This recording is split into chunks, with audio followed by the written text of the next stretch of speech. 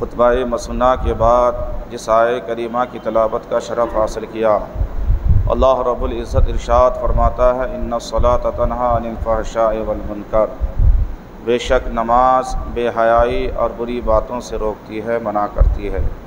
ساتھ ہی ساتھ میں نے ایک حدیث پاک کی تلاوت کی ہے۔ اللہ کے رسول صلی اللہ تعالی علیہ وسلم ارشاد فرماتے ہیں لِكُلِّ شَيْءٍ عَلَمٌ وَعَلَمُ الْإِيمَانِ الصَّلَاۃ، سرکار فرماتے ہیں ہر چیز کی ایک علامت ہے، ہر چیز کی ایک پہچان ہے۔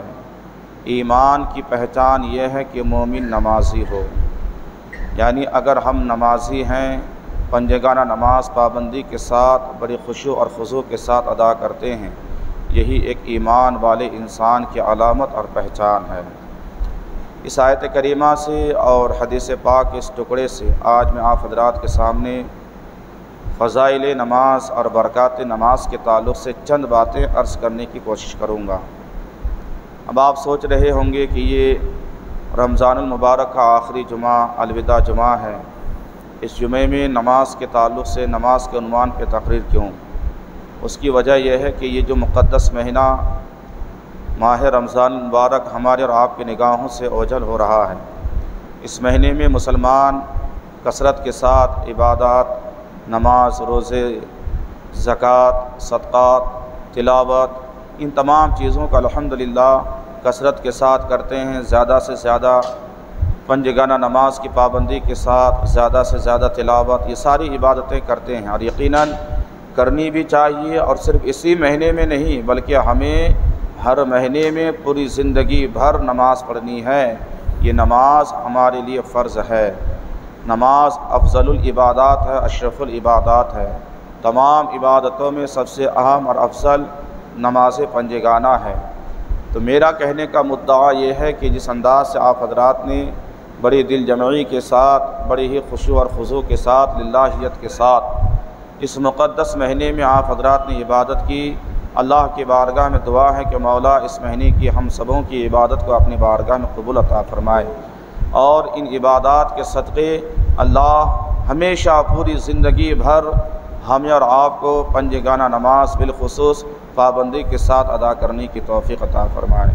تو اس لیے میں نے مناسب سمجھا کہ ذرا نماز کی اہمیت اور نماز کی برکات کے تعلق سے چند باتیں آپ کے سامنے ہو جائے، تاکہ اس کی اہمیت اور اس کی برکات اگر ہمارے دل و دماغ میں، ذہن میں بسی رہے گی تو انشاءاللہ ایک مہینہ جس چیز کی ہماری اور آپ کی عادت بن گئی، اگر ہم اور آپ تھوڑی سی محنت کر کے اسی عادت کو برقرار رکھیں گے تو پھر ہماری 5 وقت کی نماز کبھی بھی نہیں چھوٹے گی، ہمیشہ ہم اور آپ 5 وقت کی نماز پابندی کے ساتھ ادا کرتے رہیں گے۔ یاد رکھنا نماز وہ بہترین عبادت ہے کہ جس کے تعلق سے خود اللہ فرماتا ہے کہ ان الصلاۃ تنہی عن الفحشاء والمنکر، کہ بے شک نماز روکتی ہے، منع کرتی ہے بے حیائی اور بری باتوں سے۔ کیا مطلب؟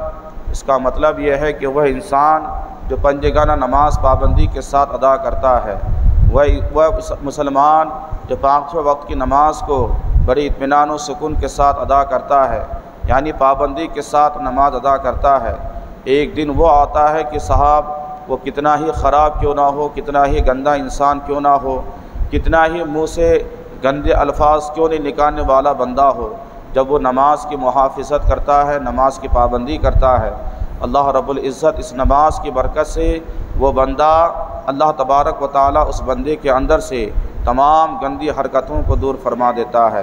پھر وہ بندہ اس نماز کی برکت سے اپنے آپ کو گالی گلوچ سے، فحش کلام سے، برائیوں سے، ہر چیز سے اللہ ان کو محفوظ فرماتا ہے۔ تو نماز کی برکت یہ ہے کہ اگر انسان نماز پڑھنے لگے تو وہ گناہوں سے اپنے آپ کو بچاتا ہے، وہ بندہ اپنے آپ کو تمام لغویات سے، تمام گندگیوں سے بچاتا ہے، وہ انسان اپنے آپ کو گندی نگاہ کسی جانب اٹھانے سے بچا لیتا ہے۔ یہ نماز کی برکت ہوتی ہے۔ تو نماز وہ اہم عبادت ہے کہ اگر انسان پابندی کے ساتھ ادا کرنے لگے تو نماز کی برکت سے اللہ ان کے چہرے پہ نور عطا فرماتا ہے، نماز کی برکت سے اللہ ان کی پیشانی میں سرور عطا فرماتا ہے، نماز کی برکت سے رب تبارک و تعالی جسمانی امراض سے، جسمانی بیماریوں سے اللہ ہمیں شفا دیتا ہے۔ نماز اگر ہم پابندی کے ساتھ ادا کرنے لگے تو اسی نماز کی برکت سے جتنے بھی دشمن ہمارے ہیں وہ سارے دشمن ہمارے دوست بنتے ہوئے نظر آتے ہیں۔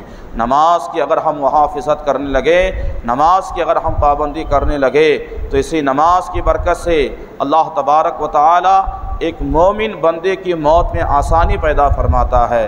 حدیث پاک میں آتا ہے کہ انسان اگر 5 وقت کی نماز زندگی بھر اپنی پابندی کے ساتھ ادا کرتا رہا، نماز کی محافظت کرتا رہا، تو موت کے وقت موت اتنی آسانی سے اس بندے کو آئے گی جیسے کہ ایک دودھ پیتا بچہ اپنے ماں کے پستان کو اپنے منہ میں لیتا ہے اور دودھ کو چوستے چوستے اس بچے کو نیند آ جاتی ہے۔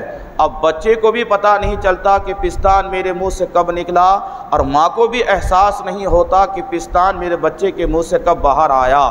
تو محدثین اور صوفیاء فرماتے ہیں کہ وہ انسان جو پابندی کے ساتھ نماز کی پابندی کرتا ہے، نماز کی محافظت کرتا ہے، بڑے اطمینان و سکون کے ساتھ نماز ادا کرتا ہے، اللہ اسی آسانی کے ساتھ اس بندہ مومن کو موت عطا فرماتا ہے۔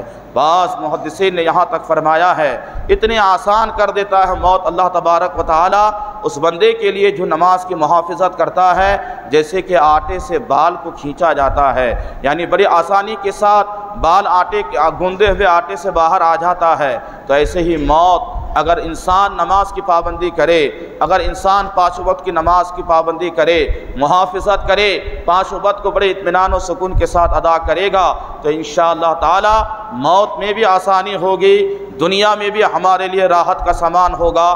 اگر ہم نماز کی پابندی کریں گے اسی نماز کی برکت سے اللہ دنیاوی زمینی آسمانی تمام آفات و بلیات سے ہماری حفاظت فرمائے گا۔ آج ہمارا حال کیا ہے کہ صاحب رمضان کا مہینہ آیا، چلو نماز پڑھ لو، اب جمعہ کا دن آیا، الوداع جمعہ ہے، چلو جمعہ کی نماز پڑھ لو، عید کی نماز کا وقت آئے گا، ابھی عید الفطر کی نماز ہمیں اور آپ کو ادا کرنی ہے، پھر عید الاضحیٰ کی نماز ادا کرنی ہے۔ تو کتنے ہم میں ایسے ہیں جو صرف صاحب عیدین کی نماز پڑھتے ہیں، کچھ ہم میں ایسے ہیں جو صرف صاحب جو ہے جمعے کی نمازیں پڑھا کرتے ہیں، اور کچھ ہم میں ایسے بھی لوگ ہیں جو 5 وقت میں سے ایک آدھ وقت پڑھ لیتا ہے، باقی وقت نہیں پڑھ پاتے ہیں، اور کچھ ہم میں ایسے بھی ہیں جو الحمدللہ پابندی کے ساتھ 5 وقت کی نماز ادا کرتے ہیں۔ یاد رکھنا کامیابی کی دلیل اس میں نہیں ہے کہ صرف عید کی نماز آپ پڑھ لیں یا جمعے کی نماز پڑھ لیں، نہیں، اللہ تبارک و تعالی نے یہ 5 وقت ہمارے اور آپ کے لیے فرض عطا فرمایا ہے۔ ہمیں اور آپ کو ایک وقت کا ہمارے لیے کھانا چھوٹ جائے، چھوٹنے دینا۔ کمائی کے لیے دکاندار اگر آپ دکان میں ہیں 2-4 کسٹمر آ جائے، کسٹمر چلا جائے، یہ آپ منظور کر لینا، لیکن ان کے بہانے سے نماز کو چھوڑ دینا یہ مومن کی شان نہیں ہے۔ پیسہ کمانے کے بہانے بنا کر کے نماز کو ترک کر دینا یہ مومن کی شان نہیں ہے۔ ہمیں تو چاہیے کہ ہم نماز کی پابندی کریں۔ حضرت عبداللہ ابن عباس رضی اللہ تعالی عنہ کے آنکھ میں تکلیف ہوئی، درد کا احساس ہوا، آپ حکیم سے رابطہ کرتے ہیں، حکیم نے کہا تھا اے عبداللہ ابن عباس کافی تکلیف ہے آپ کے آنکھ میں، 2-4-5 دن علاج کو لگے گا اور چند دن آپ کی نمازیں چلی جائیں گی۔ کیا نماز کی الفت ہے ان کے سینے میں، کیا نماز کی محبت ہے ان کے سینے میں۔ آپ فرماتے ہیں کہ زندگی بھر مجھے اندھا رہنا منظور ہے، لیکن میری ایک وقت کی نماز چلی جائے یہ مجھے گوارا نہیں ہے۔ اللہ اکبر کبیرہ، ایسی فکر ہمیں پیدا کرنے کی ضرورت ہے۔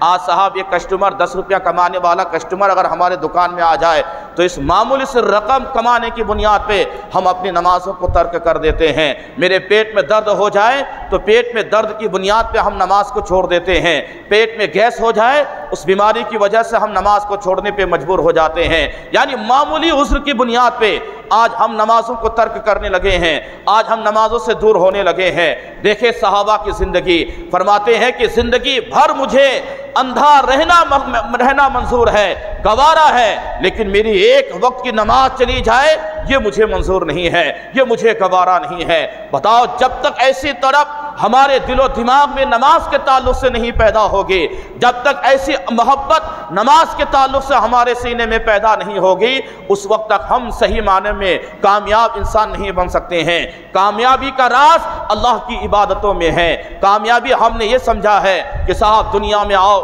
بڑی دولتیں کما لو، کیسے بھی ہو الٹی سیدھی کر کے بس دولت کما لو، اچھی گاڑی میں گھوم لو، ہماری شہرت ہو جائے، اچھے بنگلہ بنا لو، بس ہم نے کامیابی کا راز دنیا کی دولت کو بنایا ہے، ہم نے کامیابی کا راز ہم نے دنیاوی شہرت کو بنایا ہے۔ نہیں، یہ ہم غلط فکر میں مبتلا ہیں۔ کامیابی کی راز ہماری دنیا داری میں نہیں ہے، کامیابی کی راز تو دینداری میں موجود ہے۔ ہم نماز پڑھیں، رمضان کا مہینہ آیا روزہ رکھیں، زکوٰۃ فرض ہے کما حقہ زکوٰۃ ادا کر دیں، صدقہ و خیرات کریں، صدقہ فطر ادا کریں، غریبوں بیواؤں یتیموں کی ہم کی مدد کریں، ان کی نصرت کریں، ان کا سہارا بنیں۔ یعنی کامیابی اس میں نہیں کہ آپ دولت کما کے بڑا امیر بن جائے، کامیابی اس میں ہے کہ ہم نیک کام کر کے، فرائض ادا کر کے، نماز پنجگانہ پڑھ کے اللہ کے رسول کی رضا کو حاصل کر لے، اسی میں کامیابی ہے۔ اللہ اکبر کبیرہ، بے شمار احادیث کریمہ نماز کی فضیلت کے تعلق سے آیا ہے۔ اللہ کے رسول صلی اللہ تعالی علیہ وسلم ارشاد فرماتے ہیں، کیا اللہ کے رسول فرماتے ہیں لِكُلِّ شَيْءٍ عَلَمٌ وَعَلَمُ الْإِيمَانِ الصَّلَاةُ، سرکار فرماتے ہیں ہر چیز کی ایک علامت ہے، ہر چیز کی ایک پہچان ہے۔ اللہ اکبر کبیرہ، ایمان کی پہچان، مومن کی پہچان یہ ہے کہ وہ نماز پڑھے، وہ نمازی ہو۔ کیا مطلب؟ اللہ اکبر کبیرہ، آپ کی پہچان ہے گرماہٹ، یعنی گرم محسوس ہو تو آپ کو سمجھ میں آئے گا کہ یہاں آگ موجود ہے۔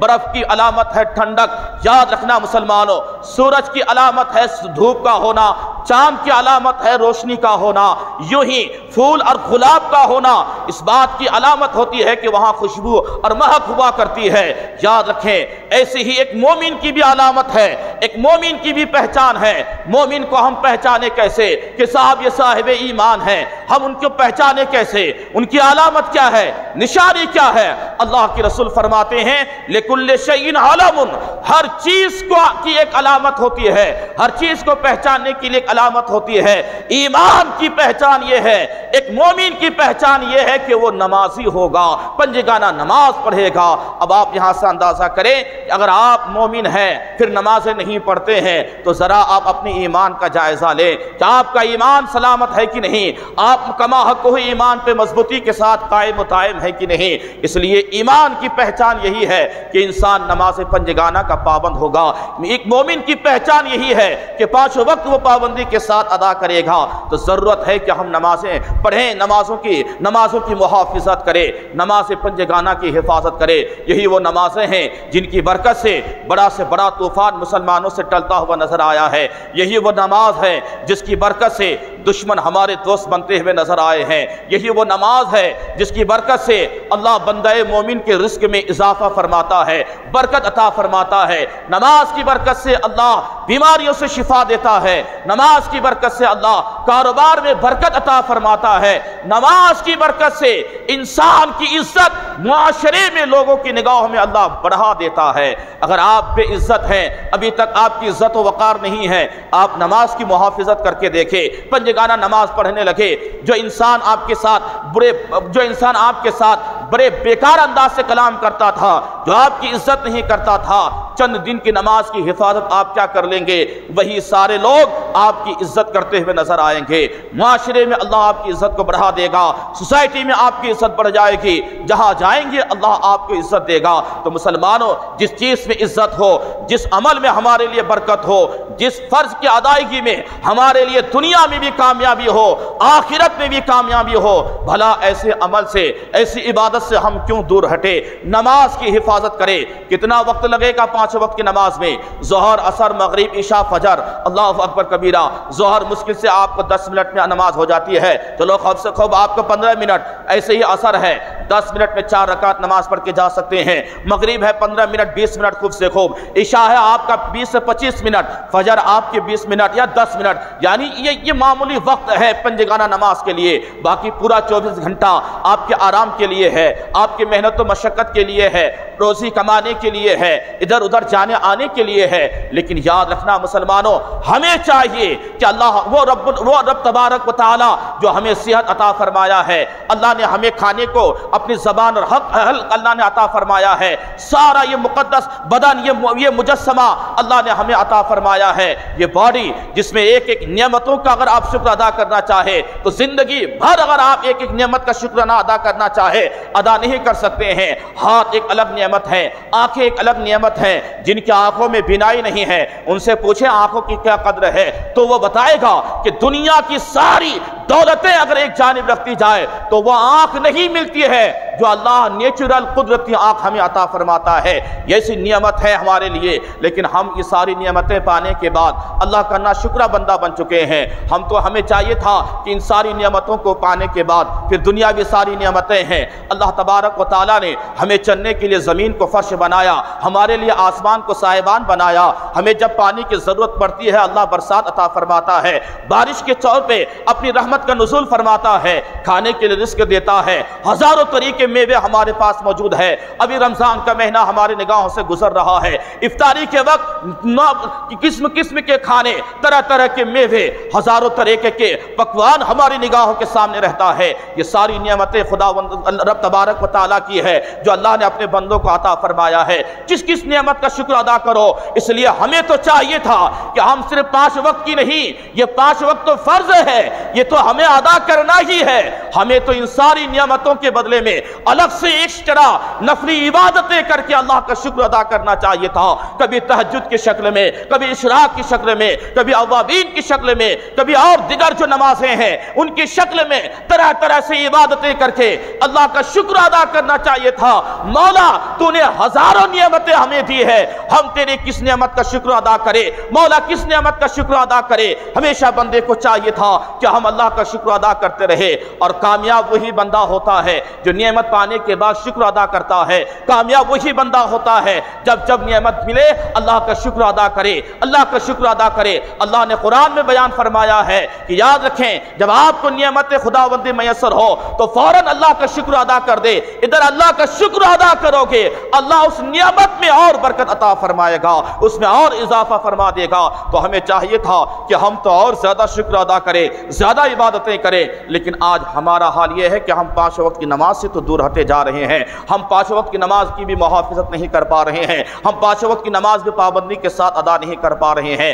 ایمان والے کی پہچان یہی ہے کہ وہ نمازی ہوگا، ایک مومن کی پہچان یہ ہے کہ 5 وقت کی نماز پابندی کے ساتھ ادا کرے گا۔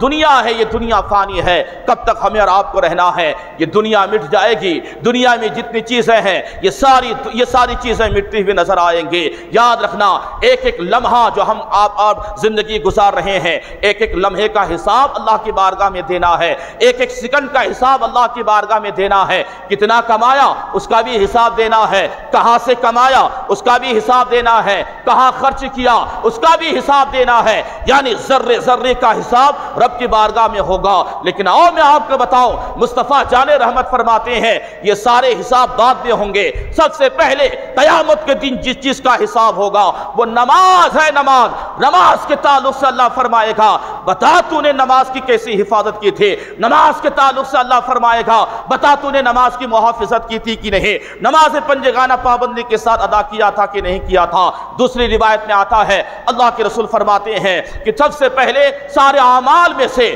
نماز جو عمل بہترین عمل ہے، تمام عبادتوں میں افضل عبادت ہے، اس کے تعلق سے اللہ فرمائے گا کہ قیامت کے دن اللہ رب العزت نماز کے تعلق سے سب سے پہلے سوال فرمائے گا۔ اگر ہماری نماز درست ہے تو ہم وہاں پہ فلاح اور کامیابی ہوں گے، اور اگر ہماری نماز میں کمی ہے، نماز درست نہیں ہے، تو قسم خدا کی پھر وہاں ہم نامراد ہوں گے، ناکام ہوں گے۔ ارے دنیا میں انسان ناکام ہوتا ہے، محنت کر کے کامیابی حاصل کر لیتا ہے، قیامت کی ناکامیابی وہ ہمیشہ کے لیے پھر ناکامیابی ہو جائے گی۔ وہاں کون سے محنت کر کے آپ کامیاب ہو جاؤ گے؟ اس لیے اگر آپ وہاں کی کامیابی چاہتے ہو، قیامت کے دن کی فلاح و بہبود چاہتے ہو، تو دنیا میں پنجگانہ نماز کی محافظت کر لو، 5 وقت کی نماز پابندی سے پڑھ لو، اس کی برکت سے آپ یہاں بھی کامیاب رہو گے، وہاں بھی کامیاب رہو گے۔ ضرورت ہے کہ ہم نماز کی پابندی کریں۔ سب سے پہلے قیامت کی نماز کے تعلق سے سوال ہوگا۔ اگر نماز ہماری درست ہے تو باقی سارے اعمال کھڑے اتریں گے۔ نماز میں ہماری کمی ہے، نماز میں ہماری کوتاہی ہے، نماز میں ہماری کمی ہے تو یاد رکھنا باقی کے سارے اعمال میں پھر ہم خراب اور کھڑے نہیں اتر پائیں گے۔ اس لیے ضروری ہے کہ ہم نماز کی حفاظت کریں، نماز کی پابندی کریں۔ نماز وہ بہترین عبادت ہے، اللہ اکبر کبیرہ۔ آج دنیا میں ہمیں اور آپ کو بخار ہو جائے، بیماری لاحق ہو جائے، ڈائبٹیز ہو جائے، ہمارا ہارٹ خراب ہو جائے، صاحب ہمیں ڈائلیسس کی ضرورت پڑے یا ہمیں شوگر ہو جائے تو صاحب ہم بڑے اچھے سے اچھے ڈاکٹر کے پاس چلے جاتے ہیں، ان کا سہارا لے کر کے، دوائی کا سہارا لے کر کے صاحب ہم ان بیماریوں کا علاج کرتے ہیں۔ لیکن گناہ اتنی خطرناک بیماری ہے، اس کا علاج دنیا کے کسی ڈاکٹر کے پاس نہیں ہے، اس کا علاج دنیا کے کسی طبیب کے پاس نہیں ہے، اس کا علاج دنیا کے کسی حکیم کے پاس نہیں ہے۔ آؤ اس کا علاج کہاں ہے؟ تو مذہب اسلام رہنمائی کرتا ہے۔ اللہ کے رسول صلی اللہ تعالی علیہ وسلم ارشاد فرماتے ہیں اگر گناہ ہو جائے تو نماز کی حفاظت کرو، نماز کی پابندی کرو، اللہ نماز کی برکت سے بندے کے گناہوں کو معاف فرما دیتا ہے۔ یہ بہترین عبادت ہے نماز۔ حضرت ابو ذر غفاری رضی اللہ تعالی عنہ سے روایت ہے، وہ فرماتے ہیں کہ اللہ کے رسول صلی اللہ تعالی علیہ وسلم پتجھڑ کے موسم میں، پتجھڑ سے مراد وہ موسم جس موسم میں درختوں کے پتے اپنے آپ جھڑا کرتے ہیں، اپنے آپ گرا کرتے ہیں، حضرت ابو ذر غفاری فرماتے ہیں اللہ کے رسول اس موسم میں باہر تشریف لائے، میں ساتھ میں ہوں، اللہ کے رسول صلی اللہ تعالی علیہ وسلم ایک درخت کے کنارے تشریف لاتے ہیں، درخت کے دو شاخوں کو، دو ٹہنیوں کو پکڑ کے میرے آقا یہ حرکت دیتے ہیں، ہلاتے ہیں۔ سرکار نے فرمایا ابو ذر کیا دیکھا آپ نے؟ یا رسول اللہ میں نے یہی دیکھا کہ آپ کی حرکت دینے سے اس میں تو آلریڈی پہلے سے ہی اس کے پتے گر رہے تھے، لیکن آپ کے حرکت فرمانے سے، آپ کے ہلا دینے سے اس کے پتے اور زیادہ گرنے لگے ہیں، اور زیادہ گرنے لگے ہیں۔ خوش نصیب ہے وہ بندہ جو 5 وقت کی نماز پابندی کے ساتھ ادا کرتا ہے۔ اللہ کے رسول ارشاد فرماتے ہیں اے ابو ذر غفاری یہی مثال 5 وقت کی نماز کا ہے کہ اگر بندہ اللہ کی رضا کے لیے، اللہ کی خوشی کے لیے 5 وقت کی نماز پابندی کے ساتھ ادا کرے گا تو ان نمازوں کی برکت سے ان کے گناہ ایسے گریں گے جیسے کہ اس درخت کے پتے اپنے آپ گرا کرتے ہیں۔ اندازہ کریں آج گناہوں میں ہم لت پت ہے، آج ہمارے نامہ اعمال میں گناہ ہی گناہ ہے، آنکھوں سے زنا ہم کر رہے ہیں، کانوں سے برے الفاظ کو ہم سن رہے ہیں، ان زبانوں سے غیبت ہم کرتے ہیں، اس زبان سے ہم چغل خوری ہم کر رہے ہیں، دل میں ایک دوسرے کے تعلق سے بغض و کینہ ہمارے ہے، نہ جانے کون سا وہ گناہ ہے جو آج قوم مسلم میں نہیں پایا جا رہا ہے۔ شراب کا گناہ ہم میں ہے، زنا کا گناہ ہم میں ہے، حرام خوری کا گناہ ہم میں ہے، سارے گناہ ہمارے پاس موجود ہے۔ یہ بیماری خطرناک بیماری ہے، اس بیماری کی بنیاد پہ دنیا کی زندگی بھی تباہ ہوتی ہے، آخرت بھی تباہ ہوتی ہے۔ ہمیں بخار ہو جائے تو اس کی شفا یابی کے لیے ہزاروں ڈاکٹروں کے پاس جاتے ہیں، لیکن یہ خطرناک بیماری جو گناہ ہے یہ ہم میں آج پیدا ہو گیا ہے اور ہم میں کثرت کے طور پہ گناہ پایا جاتا ہے۔ ہم نے اس کے علاج کا کچھ نہیں سوچا ہے۔ اللہ تبارک و تعالیٰ نے قرآن مقدس میں ارشاد فرمایا ہے کہ جب تم اپنی جانوں پہ ظلم کر بیٹھو یعنی بڑا گناہ ہو جائے تو پھر جاؤ کا یعنی میرے حبیب کی بارگاہ میں آ جانا، میرے حبیب نے معاف فرما دیا تو میں بھی تیرے گناہ کو معاف کر دوں گا۔ اللہ اکبر کبیرہ، یعنی یہ گناہوں کے معافی کی جگہ ہے۔ ہمیں چاہیے کہ ہم نماز پڑھیں اور گناہ ہو جائے نماز کے ذریعے سے اللہ کی بارگاہ میں توبہ کریں۔ آپ نماز پڑھیں گے اس کی برکت سے اللہ آپ کی خطاؤں کو معاف فرمائے گا۔ آپ عمرہ کریں گے، آپ حج بیت اللہ کے لیے جائیں گے، سرکار کے بارگاہ میں جا کر کے عریضہ پیش کریں، وہاں سے توبہ کریں، وہاں کی عبادتوں کی برکت سے اللہ آپ کے گناہوں کو معاف فرمائے گا۔ تو ہمیں چاہیے کہ جہاں ہم دنیاوی بیماریوں کو ختم کرنے کے لیے ہم ڈاکٹروں، طبیبوں، حکیموں کا سہارا لیتے ہیں، وہیں پہ ذرا ہمارے پاس جو گناہ جیسی خطرناک بیماری موجود ہے ان گناہوں کو مٹانے کے لیے ذرا نماز کا سہارا لے، نماز کی پابندی کرے، نماز کی محافظت کرے۔ اس لیے میں نے آج یہ عنوان اٹھایا ہے کہ رمضان کا مہینہ جب آتا ہے تو ہماری مسجدیں ویران نہیں ہوتی ہے، الحمدللہ ہماری مسجدیں آباد رہتی ہے، بڑے اچھے پیمانے پہ لوگ نماز کو آتے ہیں۔ وہ انسان نماز پڑھنے لگتا ہے جو ہمیں اور مہینوں میں کبھی مسجد میں جمعہ اور عیدین ہی میں نظر آتے ہیں، وہ بندہ بھی اس مقدس مہینے میں ظہر میں، عصر میں، مغرب میں یعنی 5 وقت میں کنٹینیو نظر آتا ہے۔ اللہ کا شکر ہے، ہونا بھی یہی چاہیے کہ جب یہ مہینہ آئے ہم اہتمام اہتمام کرے عبادات کا، روزہ رکھنے کا، افطاری کرانے کا، سحری کرانے کا، یعنی یہ سارے اعمال کرنے چاہیے۔ لیکن نماز صرف آپ کے لیے اسی مہینے میں فرض نہیں ہے، نماز اور مہینوں میں بھی فرض ہے۔ کل عید کی نماز ہونے دیجئے، عید کے بعد ظہر کا جائزہ لے، عصر کا جائزہ لے۔ ایک مہینے تک مسجد میں ایسا لگتا ہے کہ دل ہمارا خراب سا ہوتا ہے، ایسا لگتا ہے کہ شاید آبادی میں کوئی مسلمان نہیں ہے، شاید سارے لوگ یہاں سے بھاگے ہوئے نظر آ رہے ہیں، پوری مسجد سونی سونی سی لگتی ہے، ہر طرف ویران نظر آتا ہے۔ یاد رکھنا مسلمانوں، جس محلے کی مسجد آباد نہیں ہوتی ہے یا ویران ہوتی ہے، وہاں کی مسجد اس قوم کی اور اس محلے والوں کی تباہی کے لیے بد دعا کیا کرتی ہے۔ ہمیں مسجد کو ہمیشہ آباد کرنا ہے۔ آج حال کیا ہے؟ آج دنیا کا جائزہ لے، مسجدیں بنانے کے لیے سب تیار ہے۔ اس گلی میں مسجد، 10 قدم پہ مسجد، اس گلی میں مسجد، ہر جگہ مسجد ہی مسجد ہے۔ جب آباد کرنے کی باتیں آتی ہے تو صاحب پتہ چلا کہ 2 نمازی ہے، پتہ چلا کہ 3 نمازی ہے، پتہ چلا کہ فجر میں صرف امام صاحب اکیلا اللہ اکبر کہہ کے مصلی پہ نماز پڑھ کے چلے گئے ہیں۔ یہ حال ہے ہمارے۔ مسجدیں بنانے کی طرف تو سینے میں ہے، مسجد بنانا بڑا آسان ہے، مسجد کو آباد کرنا یہ ذرا مشکل ہے۔ ہمیں مسجدوں کو آباد کرنا ہے، ورنہ پھر حال وہی ہوگا جو بابری مسجد کا ہوا، حال وہی ہوگا جو آج متھرا کی جامع مسجد کے تعلق سے ہو رہا ہے، حال وہی ہوگا جو بنارس کی مسجد کے ساتھ ہوا۔ اگر ہم نے مسجدیں بنا کر کے صرف چھوڑ دیا ہے اور مسجد کا حق ادا نہیں کیا ہے، مسجد کے حق ادا کرنے کا مطلب آپ نماز پڑھیں، مسجد میں آئے، مسجد کو آباد کرے، ورنہ پھر چند دن گزرتا نہیں ہے کہ صاحب وہ لوگ مسجد پہ قابض ہو جاتے ہیں، ہماری مسجد کو وہ ویران کر دیتے ہیں، پھر آپ چیختے ہیں، چلاتے ہیں ہماری مسجد پہ حملہ ہو گیا ہے، ہماری مسجد کو تباہ کر رہے ہیں۔ نادان، آباد نہ کر کے تو نے پہلے مسجد کو ویران کیا ہے، اس لیے آج غیروں کی نگاہ میں مسجد آئی ہے۔ ہمیں تو چاہیے تھا کہ ہزاروں مسجدیں بعد میں بنائے، پہلے ایک مسجد بنا لے اور ڈھنگ سے اسی مسجد کو آباد کر لے، یہی ہماری اصل کامیابی ہے۔ تو ہمیں یہ ہزاروں مسجدوں کی ضرورت نہیں ہے،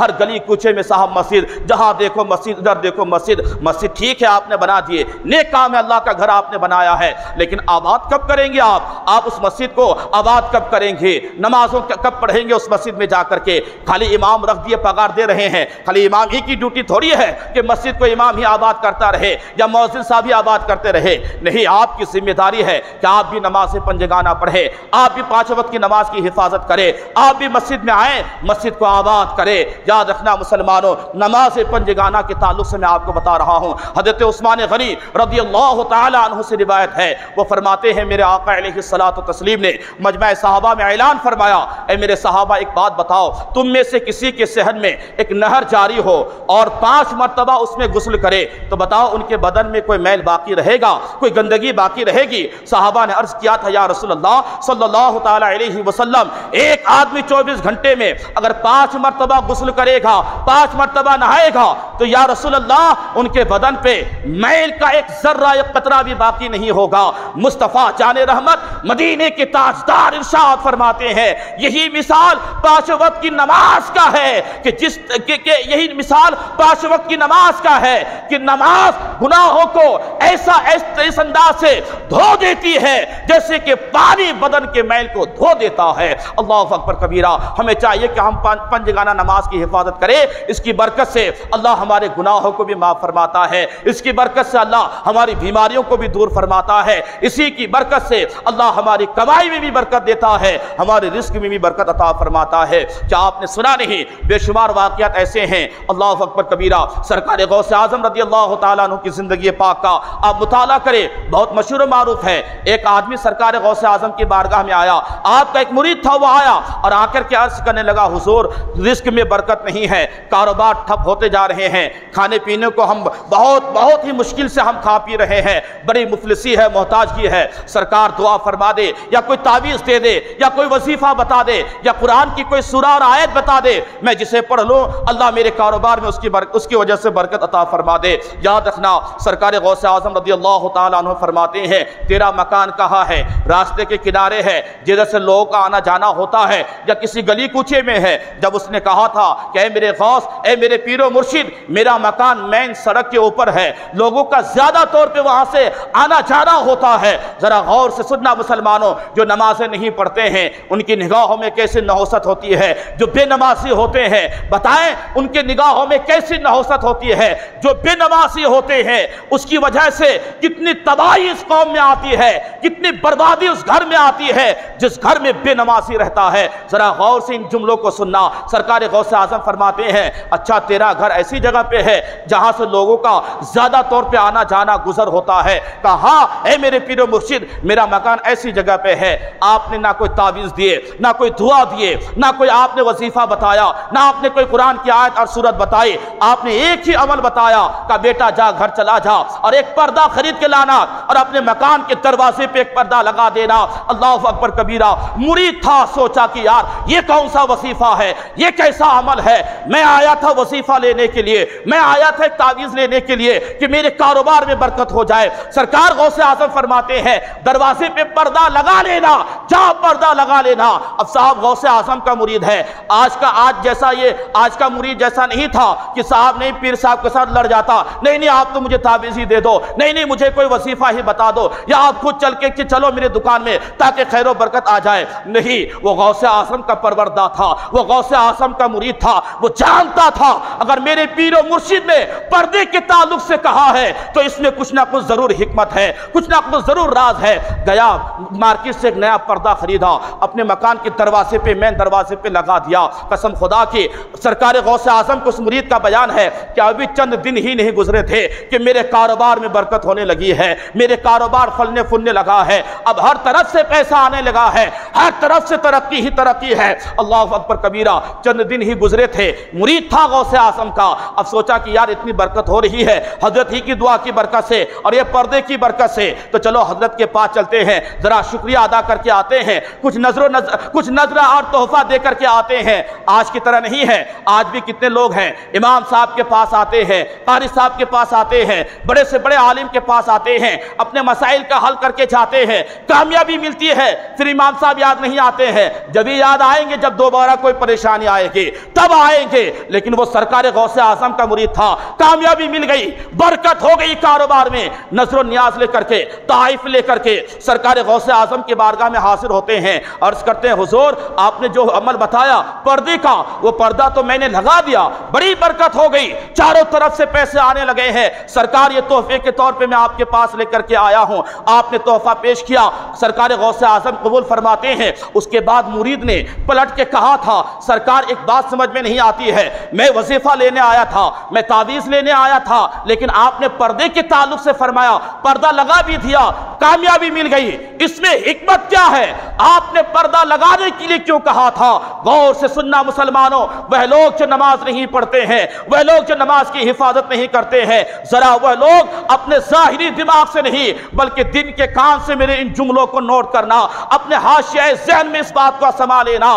سرکار غوث اعظم اپنے مرید سے فرماتے ہیں بیٹا بات یہ ہے کہ جہاں تیرا مکان ہے وہاں سے بے شمار لوگوں کا آنا جانا ہوتا ہے اور وہیں سے کبھی بے نمازی کا بھی گزر ہوتا ہے، بیٹا تیرے مکان کے اندر بے نمازیوں کی نگاہ پڑا کرتی تھی، بے نمازی کی نظر پڑتی تھی، جن کی نحوست کی بنیاد پہ تیرے گھر سے رحمت خداوندی بھی چلی جاتی تھی، تیرے گھر سے برکت بھی چلی جاتی تھی۔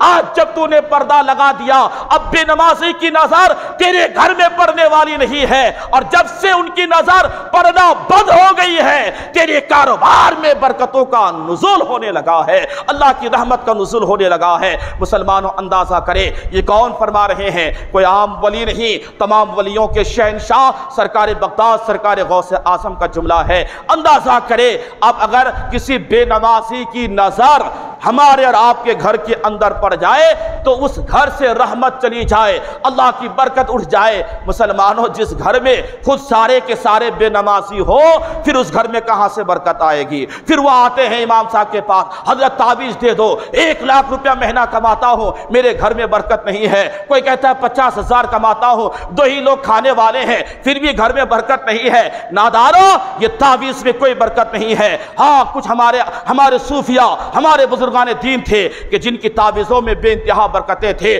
لیکن آج کے دور میں الا ماشاءاللہ کوئی ایسا نظر آتا ہے، لیکن سب سے بڑی تعویذ، سب سے بڑا ہتھیار ایک ایمان والے کے لیے، وہ میں آج کو آپ کو بتا رہا ہوں، وہ تعویذ سب سے بڑا ہتھیار نہیں ہے۔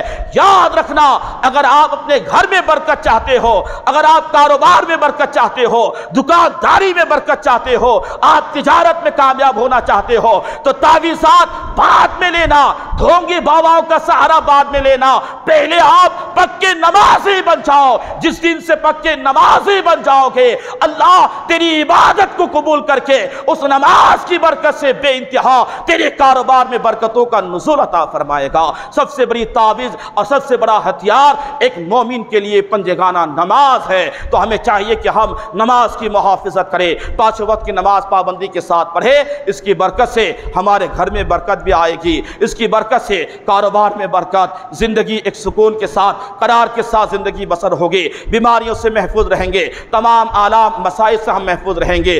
ضروری ہے کہ ہم 5 وقت کی نماز کی پابندی کریں۔ ابھی آپ نے سنا کہ بے نمازی کی نگاہ کی نحوست سے اس بندے کے گھر سے برکت چلی جاتی تھی۔ اب جس گھر میں سارے بے نمازی رہتے ہو، جس کاروبار کے کرنے والا تاجر بے نمازی ہو، دکان کے گلے میں بیٹھنے والا بے نمازی ہو، کاروبار پھیلانے والا بے نمازی ہو، پھر وہ چاہے کہ میرے کاروبار میں برکت ہو اور برکت نہیں ہو رہی ہے، تو مسلمانوں اس میں کمی تیرے امام کی نہیں کہ امام دعا کرتے رہے اور تو کاروبار کرتے رہے اور تو نماز مت پڑھ، نہیں، کمی تیری ہے کہ تو نے نماز کے دامن کو چھوڑا بیٹھا ہے، تو نے نماز کی حفاظت نہیں کی ہے۔ تو ہمیں نماز کی حفاظت کرنی چاہیے، نماز پنجگانہ آپ پابندی سے پڑھے، اللہ ہر موڑ پہ ہر جگہ آپ کو کامیابی عطا فرمائے گا، اور ہر طرح کی بلا، ہر طرح کی مصیبتیں اس نماز کی وجہ سے دور ہو جایا کرتی ہے۔ آپ کو معلوم نہیں، حضرت نوح علیہ السلام کی قوم کے اوپر طوفان نوح یعنی طوفان کا عذاب اس قوم پہ آیا تھا، معلوم ہے؟ حضرت نوح علیہ السلام اس دور میں ایک بڑھیا تھی، ایک بڑھیا، اور ایک اپنے کوٹھری میں بیٹھ کر کے وہ عبادت کرتی تھی، نماز پڑھتی تھی۔ اللہ اکبر کبیرہ، جب طوفان نوح کے آنے کا وقت آیا تھا تو اس سے پہلے حضرت نوح علیہ السلام اس خاتون، اس ضعیفہ، اس بڑھیا کے پاس آئے تھے۔ اللہ کا فرمان بھی تھا کہ جتنے بھی آپ کے ماننے اور چاہنے والے ہیں، آپ اپنی کشتی پہ لے کر کے ان کو سوار ہو جانا، تاکہ طوفان کی تباہی سے وہ بچے رہے اور وہ محفوظ رہے۔ حضرت نوح علیہ السلام اس خاتون سے، اس بڑھیا سے جا کے ملے، اور آپ نے فرمایا تھا کہ جب طوفان آئے گا میں آپ کو اطلاع کروں گا، آپ بھی ہمارے ساتھ کشتی پہ آ جانا۔ بڑھیا نے کہا تھا کہ ٹھیک ہے، جب وہ طوفان آئے آپ مجھے اطلاع کرنا، میں بھی آپ کے ساتھ کشتی پہ سوار ہو جاؤں گی، میں بھی طوفان کی زد میں آنے سے محفوظ ہو جاؤں گی۔ یاد رکھنا مسلمانوں، لیکن جب طوفان آیا تھا حضرت نوح علیہ السلام کی توجہ اس خاتون کی جانب نہیں گئی۔ طوفان آیا، آپ اپنی کشتی پہ اور دوسرے اپنے چاہنے والوں کو بٹھا کر کے آپ اپنے انداز سے رہے۔ ادھر طوفان آیا، طوفان نے تباہی بھی مچایا، سب کچھ کیا۔ سب ختم ہونے کے بعد جب طوفان مکمل شانت ختم ہو گیا، حضرت نوح علیہ السلام کو جب دھیان آیا، تب آپ کی توجہ اس خاتون کی جانب گئی، اس بڑھیا کی جانب، کہ یار میں نے ان سے کہا تھا کہ جب طوفان آئے گا میں آپ کو اپنی کشتی پہ لے لوں گا تاکہ طوفان کی تباہی سے آپ بچے رہے۔ اچانک طوفان ختم ہونے کے بعد حضرت نوح علیہ السلام کو یاد آیا کہ یار میں نے اس خاتون سے کہا تھا، پتہ نہیں اب طوفان آنے کے بعد ان کا کیا حال رہا ہو۔ چند نیک لوگوں کو ساتھ میں لے کر کے حضرت نوح علیہ السلام نے فرمایا چلو ذرا اس بڑھیا کی خبر تو لیتے ہیں، وہ کس پوزیشن میں ہے، وہ کس حال میں ہے، تباہ ہو گئی، بہ گئی، ختم ہو گئی یا زندہ ہے، چلو ذرا خبر لیتے ہیں۔ حضرت نوح علیہ السلام ہے، ساتھ میں چند اچھے لوگ ہیں، نیک لوگ ہیں، چلے اس بڑھیا کے گھر کے جانب۔ چلتے چلتے دور سے حضرت نوح علیہ السلام نے کیا دیکھا کہ بڑھیا کی کوٹری اب بھی موجود ہے، ان کی جھوپڑی ابھی بھی موجود ہے۔ آپ نے اللہ کا شکر ادا کیا، مولا جھوپڑی ہے تو جھوپڑی والی بڑھیا بھی جھوپڑی میں ضرور ہوگی۔ اللہ اللہ، حضرت نوح علیہ السلام ہے، جب جھوپڑی کے قریب گئے تو آپ نے دیکھا کہ وہ بڑھیا ہے، بیٹھے بیٹھے اللہ کی عبادت میں مشغول ہے، اللہ کا ذکر کر رہی ہے، نماز پڑھ رہی ہے، اللہ اکبر کبیرہ۔ حضرت نوح علیہ السلام نے فرمایا آپ محفوظ ہیں؟ تب اس بڑھیا نے پلٹ کے کہا تھا کیا طوفان آنے والا ہے تو چلو مجھے لے کر کے چلو، میں بھی کشتی پہ سوار ہونے والی ہوں۔ حضرت نوح علیہ السلام مسکراتے ہیں، فرماتے ہیں خاتون ضعیفہ اور بڑھیا سنو، तूफान आया भी और अपनी तबाही मचा के गया भी है। वो खातून कहती है कि मुझे कोई खबर नहीं, मुझे मुतलक कोई खबर नहीं है, मुझे पता ही नहीं चला कब तूफान आया कब तूफान चला गया है। अल्लाहु अकबर कबीरा। हजरत नूह अलैहिस्सलाम फरमाते हैं अल्लाह का शुक्र है, ये अल्लाह की इबादत की बरकत है। तूफान आया पूरी दुनिया को तबाह बर्बाद करके गया, लेकिन तू अल्लाह की इबादत में मशगूल थी। उस इबादत की बरकत है कि इस तूफान नूह से भी तू बची रही। अंदाजा करे अगर हम नमाज पंजगाना की हिफाजत करें, नमाज पंजगाना की हम अगर मुदावमत करें और पाबंदी के साथ इस पे कायम व दायम रहे, तो एक तूफान क्या हजारों तूफान हमारे पर आए, हजारों जालिम का जुल्म हमारे ऊपर आए। याद रखना जालिम जुल्म करते करते खुद मिट जाएगा। इस नमाज की बरकत से हम यहाँ भी कामयाब रहेंगे, आखिरत में भी कामयाब रहेंगे। जरूरत है कि हम नमाज का दामन मजबूती से पकड़े, जरूरत है कि हम नमाज को पाबंदी के साथ अदा करें, वरना साहब बगैर पंजगाना नमाज के हमें कहीं भी कामयाबी नहीं मिलती है। देखें आप किताबें नमाज की बरकत, नमाज की फजाइल, नमाज के ताल्लुक से भरी हुई है, हजारों किताबें हैं। तो चाहिए कि हम साहब नमाजों की पाबंदी करें। हर मुसलमान हुक्म है कि अगर बच्चा आपका 7 साल का हो जाए तो आप उनको नमाज की आदत डलवाएं, आप उनको नमाज के लिए कहें, नमाज की तलकीन करें। और जब 10 साल का हो जाए अगर ना पढ़े तो मारने का हुक्म है कि आप मार के उस बच्चे को नमाज की पाबंदी करवाए, ताकि उस बच्चे की आदत आगे खराब ना हो जाए। आज तो साहब माँ बाप क्या कहते हैं, नहीं अभी तो 7 साल का है, अभी तो 10 साल का है, आगे आप और आगे बढ़ेगा, वो अपने आप नमाज पढ़ने लगेगा। और इस महीने में हम में कितने ऐसे बेकार लोग भी हैं कि बच्चे मस्जिद में आते हैं, साहब उनको प्यार से मोहब्बत से समझाने के बजाय हम उनके ऊपर ऐसे डांट टपट करते हैं ताकि वो बच्चा इस अंदाज से मस्जिद से जाए, दोबारा इस मस्जिद का दरवाजा ना देखे। ये हमारा अखलाक नहीं है। बच्चे अगर मस्जिद में आते हैं आप उनके साथ मोहब्बत और खुलूस पेश करें, अपना अखलाक पेश करें और बच्चे को समझाएं। बच्चा तो बच्चा होता है, अगर उनसे गलती हो जाए आप उनको समझाएं। एक दिन समझाएंगे, 10 दिन समझाएंगे, अपने आप उस बच्चे के जहन में मस्जिद का अदब आ जाएगा, अपने आप वो बच्चा मस्जिद का अदब व एहतराम करने लगेगा, फिर नमाज पंजगाना पढ़ेगा। आप भगा दोगे, ये एक मोमिन की शान नहीं है, यह हमारा अखलाक नहीं है। याद रखना मुसलमानों, बच्चा 7 साल का हो जाए सरकार फरमाते हैं नमाज की तलकीन करो, और जब 10 साल का हो जाए ना पढ़े तो उसे मार के नमाज की आदत डलवाओ, ताकि अभी बचपने में जिस चीज की आदत पड़ जाती है जिंदगी खत्म हो जाएगी, वो आदत कभी नहीं टूटेगी। इसलिए बचपन से ही अगर आपने नमाज की पाबंद उसको बना दिया, कसम खुदा की अब आपको कुछ करने की जरूरत नहीं है। तेरा बेटा तेरी औलादें अपने आप पूरी जिंदगी नमाज पढ़ते हुए नजर आएंगे। सरकार ताजुश शरिया अलैहि रहमत व रिज़वान की सीरत का मुताला करें। आप बरेली शहर में हो या आप बाहर सफर में होते, आउट ऑफ इंडिया भी होते, तो आप वहां से फोन करके घर पे ये मालूम करते थे कि शहजादा असद रज़ा ने नमाज पढ़ी है कि नहीं पढ़ी है, ज़ोहर की नमाज पढ़ा है कि नहीं पढ़ा है, मगरिब पढ़ा है कि नहीं पढ़ा है। याद रखना मुसलमानों, यह आपकी गाइडलाइन और यह आपकी मेहनत वो रंग लाई है कि आज वही बेटा जो अब तक दुनिया में असद रज़ा से पहचाने जाते थे, आज वही शहजादा कायदे मिल्लत के नाम से पहचाने जा रहे हैं। दुनिया उन्हें कायदे मिल्लत कह रही है। क्यों? इसलिए कि उनके पास नेक अमाल है, वो नमाज की हिफाजत करते हैं, पंजगाना नमाज पाबंदी से पढ़ते हैं, रोजा रखते हैं, हज फर्ज है फौरन हज कर लेते हैं, यानी अरकान इस्लाम पे कमा को अमल करते हैं। तो जरूरत है कि हम नमाज की पाबंदी करें। अच्छा, नमाज के ताल्लुक से हम में बहुत सारे लोग ऐसे भी हैं, फजर में देखें और ये रमज़ान के महीने में भी अक्सर लोग देखे गए, साहब नाइटी में आ जाते हैं, नाइटी पैंट पहना है, नाइटी शर्ट पहना है या ये टी शर्ट पहना है, एहतमाम नहीं है, उन्हें मालूम नहीं कि मैं कहाँ जा रहा हूँ, उन्हें ये खबर नहीं कि मैं किसकी बारगाह में जा रहा हूँ। आज अगर आप रिश्तेदार के यहाँ जाते हैं, साहब कड़क कपड़ा ड्राई क्लीन किया हुआ चाहिए।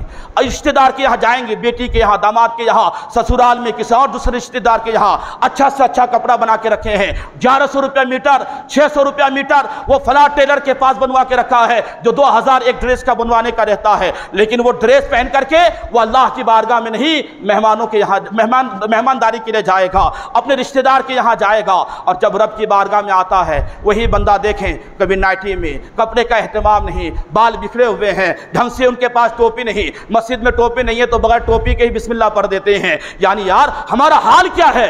नमाज तो बाद में पढ़े, पहले नमाज का एहतमाम करे, नमाज का एहतमाम करे, दिल में ये सोचे کہ میں اب کسی غیرے کی بارگاہ میں نہیں، اس خدا کی بارگاہ میں جا رہا ہوں جو خدا پوری کائنات کا خالق و مالک ہے، میں اس خدا کی بارگاہ میں جا رہا ہوں۔ جب یہ خیال ہوگا تو گندے میلے کپڑے پہن کے آپ مسجد میں نہیں آؤ گے، آپ پرانے ردی کپڑا پہن کر کے مسجد میں نہیں آؤ گے، بڑے اہتمام کے ساتھ آؤ گے۔ غالباً سرکار مفتی اعظم عالم اسلام کی حیات طیبہ میں آتا ہے کہ آپ نماز پڑھنے سے پہلے جب اذان ہوتی، نماز کے لیے تیاری فرماتے، وہ آپ جبہ لگاتے، سر پہ عمامہ لگاتے، بالوں پہ کنگھی کرتے، داڑھیوں پہ کنگھی کرتے، اور وہی سرکار مفتی اعظم عالم اسلام کو ایک مرتبہ کوٹ میں جانے کی ضرورت پڑی، وہ اسے لنگی باندھے ہوئے تھے، کرتا پہنے چلے کسی مرید نے کہا تھا حضور آپ کوٹ میں جا رہے ہیں، پھر آپ ذرا اہتمام کرے، لنگی ہے سلوار پہن لے، کرتا ہے نیا اچھا کرتا ہے، بستری کیا ہوا وہ پہن لے۔ سرکار مفتی اعظم عالم اسلام کا فرمان تو دیکھیں،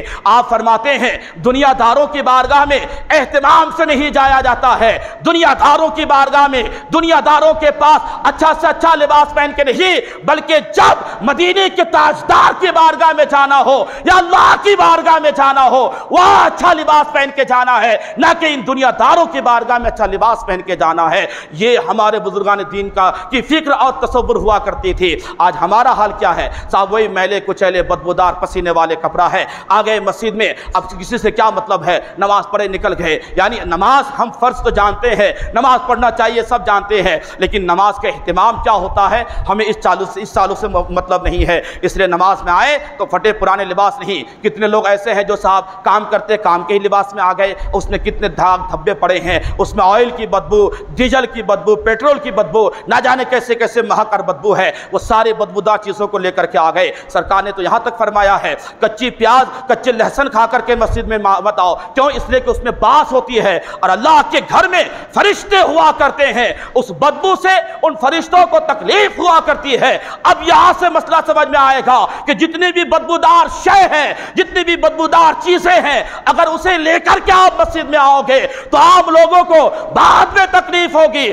پہلے اللہ کے مقدس فرشتوں کو تکلیف ہوتی ہے۔ اس لیے مسجد میں خوشبو عطر لگا کے آؤ، خوشبو لگا کے آؤ، اور اس کی جگہ پہ یہ نہیں کہ بہت سے لوگ جو وہ اسپرے آتی ہے کیا بولتے ہیں اس کو جو لگاتے ہیں صاحب، اس طرح سے نہیں لگانا چاہیے، اس میں بڑی گندگیاں مچی ہوئی ہوتی ہے، وہ الکحل وغیرہ ملا ہوا ہوتا ہے، وہ اچھا نہیں، وہ جائز نہیں ہے۔ عطر شدھ عطر جو صحیح عطر ہے اسے لگا کے آئیے، خوشبو پھیلائیے۔ اللہ کے رسول کو بھی خوشبو پسند ہے، اللہ کو بھی یہ پسند ہے، اور اللہ کے مقدس فرشتوں کو بھی پسند ہے، تو بدبو سے خود بھی بچیں، اللہ کے گھر کو بھی بچائیں، اور خوشبو لگا کے آپ مسجد میں آئے، اچھا سے اچھا لباس پہن کر کے آئے۔ یہی ایک اسلام کی شعار ہے، یہی ہمارے لیے بہتر ہے۔ تو نماز وہ بہترین عبادت ہے، وہ بہترین عبادت ہے کہ انسان نماز کی محافظت کرے۔ اللہ اس نماز کی برکت سے ان کے کاروبار میں برکت عطا فرماتا ہے، ان کی زندگی میں خوشحالی عطا فرماتا ہے، ان کو اللہ تمام بیماریوں سے شفا بھی دیتا ہے، زمینی آسمانی بلاؤں سے وہ بندہ محفوظ رہتا ہے، دشمنوں کے حربے سے وہ بندہ محفوظ رہتا ہے۔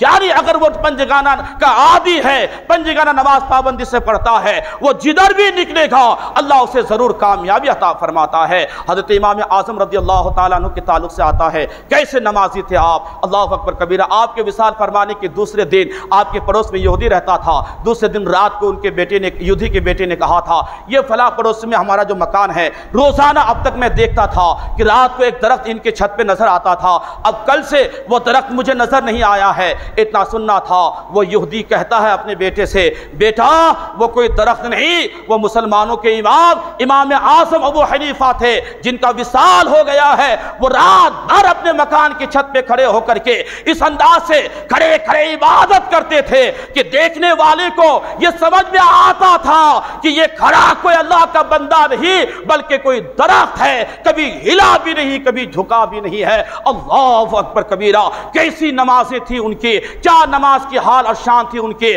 کہ اگر کھڑے ہو گئے تو دیکھنے والے یہ تصور کرے کہ یہ کوئی انسان نہیں بلکہ کوئی درخت کھڑا ہے، نہ جھکتا ہے، نہ ہلتا ہے، نہ دائیں نہ بائیں، نہ آگے आगे ना पीछे, क्या उनकी नमाज थी। हजरत मौला अली रज़ी अल्लाह ताला अन्हु की नमाज का अंदाज़ा करें। आपकी नमाज के ताल्लुक से आता है कि आपकी पिंडली में एक मरतबा एक तीर आपका पेवस्त हो गया था। मालूम है जब तीर को निकालने की कोशिश कर रहे थे सहाबा तो बड़ी शिद्दत का दर्द आपको होने लगा। हजरत अली रज़ी अल्लाह ताला अन्हु फरमाते हैं रुको रुको, जब मैं नमाज के लिए खड़ा हो जाऊं जब वो तीर निकाल लेना। अल्लाह अकबर कबीरा, क्या नमाज थी मौला अली की। आज सब हमारी नमाजों का अंदाजा करें। इधर हम नियत बांधते हैं, हम यूँ देखते हैं कि वो क्या कर रहा है, वो रुकू कर रहा है सही नहीं, वो सजदा कर रहा है कि सही नहीं। यहाँ जो हमारी नमाज जारी है हमें इसकी फिक्र नहीं है, हमें दूसरे की नमाज की फिक्र है। अब वो कैसे सजदा किया अब हम देख रहे हैं, अब इधर नियत भी बांधे हैं दूसरे को देख रहे हैं। ये तो हमारी नमाज है। और कितने ऐसे हैं जो मुक्तदी के बाद में पहले इमाम की नमाज को देखते हैं, इमाम सुन्नत पढ़ा कि नहीं, इमाम नफल पढ़ा कि नहीं, इमाम ये करा कि नहीं करा, फिर वो नियत में भी है नमाज में भी है। अब नमाज के बाद फिर लगे इमाम की बुराई करने के लिए। ये हाल हमारा हो गया है। मुसलमानों, ये नमाज है, इस अंदाज से आप पढ़ोगे तो यही इबादतों के ताल्लुक से आया है कि बरोज़े क़यामत, क्योंकि आपने नमाज रियाकारी के लिए पढ़ा है, अल्लाह के वास्ते नहीं पढ़ा है, तो ये नमाजें पोटली बना करके क़यामत के दिन तेरे चेहरे पे मार दिए जाएंगे। नमाज ऐसी पढ़ो, नमाज इस अंदाज से पढ़ो कि बस उस वक्त हमारा तसव्वुर ये रहे कि मैं खुदा को तो देख नहीं सकता, तसव्वुर ये रहे कि खुदा मुझे देख रहा है। जब इस तसव्वुर के साथ नमाज पढ़ोगे जब तेरी नमाज एक अच्छी नमाज होगी। मौला कायनात है, तीर पेवस्त हो गया है। आपने फरमाया जब मैं नमाज में खड़ा हो जाऊं तब निकालना, उससे पहले निकालोगे तो बड़ी शिद्दत का दर्द मुझे हो रहा है। हजरत मौला कायनात नमाज के लिए नियत बांध लिए। उसके बाद जब तीर निकाल लिया गया, कोई आपने ना पैर को हिलाया ना दर्द का एहसास हुआ। नमाज से फारिग हुए, देखे खून का कब्बारा है, खून मेरे कपड़ों में लगे हुए हैं। आपने फरमाया ये खून कैसा है। तब उन्होंने कहा था कि ऐ मौलाए कायनात, जब आप नमाज की हालत में थे हमने तीर निकाल लिया है, तीर निकाल लिया है। अब वहां से खून के फव्वारे जारी, जिसकी बुनियाद पे आपके कपड़े खून से लथपथ हो चुके हैं। तब मौलाए कायनात ने फरमाया था खुदा की कसम तुमने तीर कब निकाला है मुझे कोई पता नहीं चला, मुझे उसका कुछ एहसास नहीं हुआ है। अल्लाह, यहाँ एक मच्छर काट ले नमाज की हालत में तो पूरा जिस्म हमारा हिल जाए, यहाँ एक मक्खी मेरे चेहरे पे बैठ जाए नमाज की हालत में मेरा पूरा मुजस्समा हिल जाए। मौलाए कायनात की पिंडली से तीर निकाला जा रहा है, आपको दर्द का एहसास नहीं, उफ तक भी नहीं है। नमाज इसे कहते हैं जो अली ने पढ़ के बताया है। नमाज का ये मतलब नहीं कि साहब हम नमाज पढ़े दुनिया को देखते रहे, कौन क्या कर रहा कौन क्या नहीं कर रहा। नहीं, नमाज का मतलब होता है खुशू व खुजू। नमाज का मतलब होता है लिल्लाहियत के साथ अल्लाह की रजा के खातिर हम ये नमाज पढ़े। तो मेरा एक ही पैगाम अलविदा जुमा से आप तमाम हजरात के लिए है, वो ये है कि आप हजरात ने इस महीने में बड़े अच्छे अंदाज से इबादत की है। बस इसी अंदाज से आप पूरे साल पूरी जिंदगी अपने 5 वक्त की नमाज की हिफाजत करें, 5 वक्त की नमाज की पाबंदी करें। याद रखना मुसलमानों, याद रखना जवानों, हजारों जुल्म हमारे पर जालिम ढाएगा। जब हम नमाज के पाबंद हो जाएंगे जालिम जुल्म करता करता अपने आप मिट जाएगा।